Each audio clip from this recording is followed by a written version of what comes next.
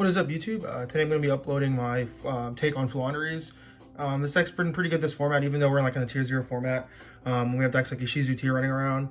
But as you can tell by the YCS that just happened in Germany, Flu got second place.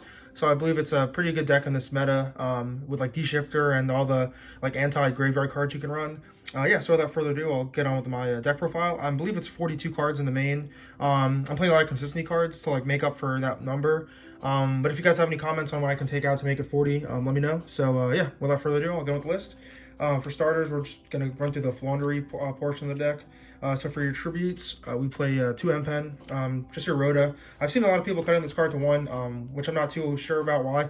Because I feel like if they out your 1, then you have to struggle to recycle that one. But if you play 2, you can just search the other one, so it's really good. And we played the 1 Avion. I like Avion in the main deck just because it's good against going first to protect your statue from stuff like imperm, stuff like that. Or if they have the trap card in tier that negates monster effects. And then we have the one Ryza as your last tribute monster. Just because it's really good going into like after your first turn when you set up your board with the statue. Just protecting your statues is really good. And against like a lot of slower like rogue decks that you might play, that's not tier. It's really good against just bouncing back row and stuff like that. And then so that's it for the big tributes, just 4. I think that's a good number. And then for other flu monsters, triple Rabina standard, triple Eaglin standard, just your starters. Then one of each of the other ones, one Toucan, one Stree. I was thinking of bumping these ratios up more, but I was already at 42. And the reason I was going to bump this up is because against a Yugioh tier, they can just like mill your deck and you might run out of these. But they're not integral for your combo, but they're just good utility monsters to have. So that's why in the future I might bump it up to like 2 of each maybe, or maybe 2 Stree. And then we play 2 bigger statue. Same kind of logic with the other birds, playing more than 1 just because your opponent can banish them off their Yugioh cards. But also like in the grind game, if your opponent outs the first one and then you're able to summon another one, pretty much get game from there because you're able to lock them out a second time and hopefully win the game from there. So that's why I like 2. And sometimes opening it's not that bad too because you can search for a DD Crow, which I do play 1 of 2. Because if you open up statue with your Rabina can search this instead. Or if you have like map Rabina, you can always get this instead. It's always good against tier. So yeah, it's pretty good. Those are all it for the small birds that aren't the Floowandereeze. And then for spells that are Floowandereeze cards, we play the triple map.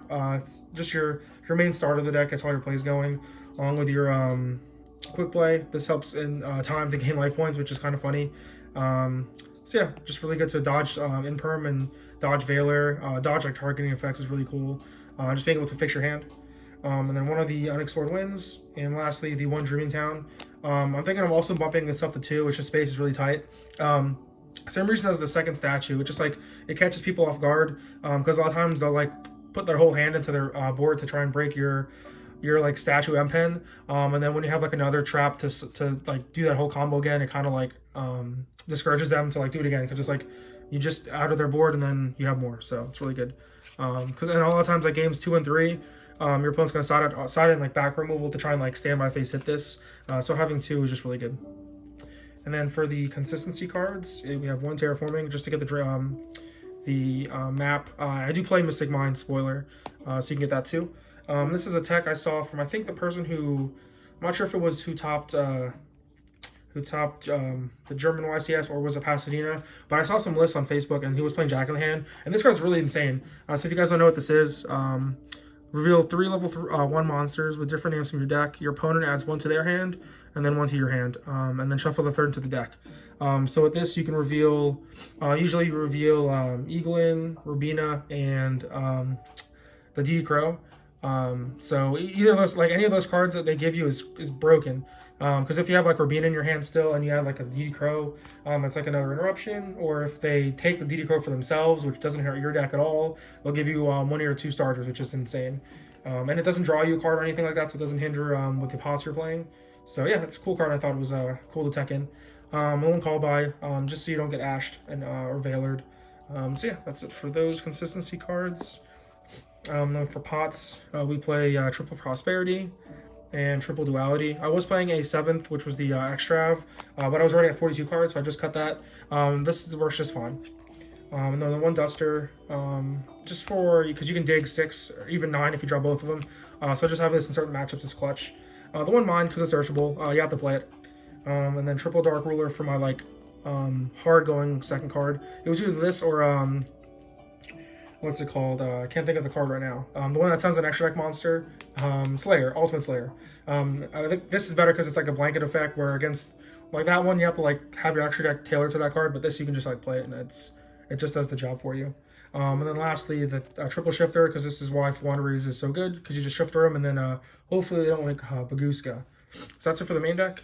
One thing I'll mention is I'm not playing the Dogmatic cards. I just felt like they weren't really good in my opinion, because if you shifter them and then they handle like a Baguska, and then like it goes back to your turn, I feel like your stuff will go to the grave, so like your Dogmatic cards won't help you break that board. But yeah, let me know in the comments below, guys, what you guys think of that logic, or if you're playing that in your build. So for extra deck, that's pretty standard. One Link Kribo, 2 Anima, 1 Underworld Goddess, and then for the rank 1s, we play the Fucho, this guy to out back row, 2 Nightingale, just attack directly, the 1 Downerd, 2 of the big cannons, just like, these never come up, but they're just there, just in case. The 1 Libe, 2 Zeus, because this can come up sometimes. So that's it for the extra deck. It doesn't really matter at all, like, you never really use any of these cards. You have, like, once in every, like, 10 games, you'll maybe go into your extra deck. And then for your side deck, this part of the deck is where I'm the most iffy about. My side 1 Avion. Just going against like more rogue decks. Just having like an extra body to side in is pretty good. This could be anything else if you guys want. I don't care. 1 D Fisher. I was maining this, but I didn't have room. But this might come in instead of the call by. This card's really good going first. The 1 Twin, just more back removal because you never know. 2 copies of Mystic Mind just to round off the playset. Just because this card is really good against most decks, as people know. And you're able to play around it pretty easily because you can just like tribute your guys to lessen your monster count. So that's really good. Then we have triple evenly matched, just standard going second card. Really good against tier, good against like most backer decks. So yeah, it's that. And then this is the portion of the going first cards. I play the 1 Trap Trick, as you'll see, which pairs well with the triple D barrier and the triple Harvey's Featherstorm. You could also play Sanctum or Judgment in this slot, but I do like this ratio instead. So yeah, you're just playing like 7 going first cards, and if you draw any of these, and you play like 6 pots, so like any of these with like your Rabina map is just like an FTK for most decks. And these don't lose to like cards like Lightning Storm, and Red Reboot isn't in the format anymore, so it's banned. So this just like 99.999% of the time, if this was all against like tier, you just win the game. So yeah, that's why I want to just play a bunch of like blowout cards. So guys, that's my Floowandereeze deck. Please like the video, comment, subscribe. Try and get me to 800. I think I'm like 8 away from 800, so I'd gladly appreciate that. I'm trying to get to 1,000, but baby steps for now. So yeah, guys, please like the video, comment down below what you guys think, and yeah, peace.